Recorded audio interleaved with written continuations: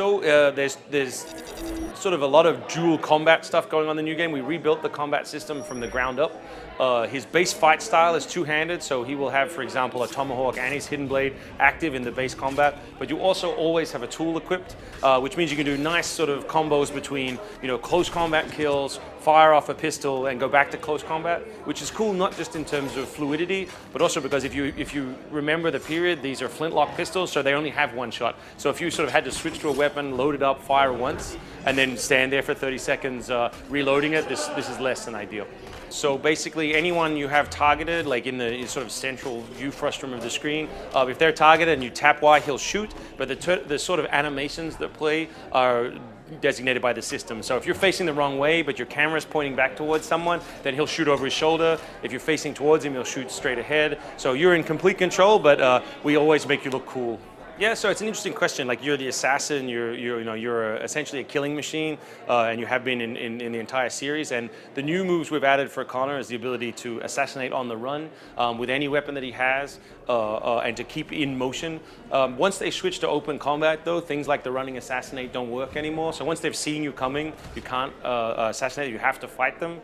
And we've shown a lot of base archetypes, sort of just simpler enemies. But as you saw in the demo, when you come across a stronger archetype and you use the wrong move on them, they will reject you and they will cause damage. Yeah, so clarity of navigation is a big challenge in an organic environment because it's in direct conflict with believability. So legibility and believability are sort of in contrast. A really nice organic forest isn't regular, whereas a nice play space is very regular. So what we had to say was basically you can go anywhere. So anything that you see that has a handhold that's climbable is climbable, and we really highlight the areas that you can't go. So we worked on that side, and then we also worked on the idea of sort of even within branches, there are some areas where you can only go straight, and then we'll make a very clear point of choice where you can divide to go back in different directions.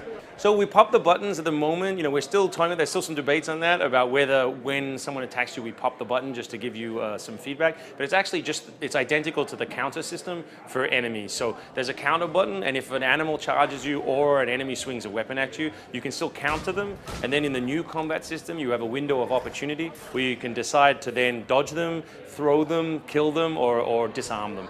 So we have Boston and New York, which are sort of 1 to 3 scale recreations of 18th century American cities. And then we have the frontier, which is a big open space.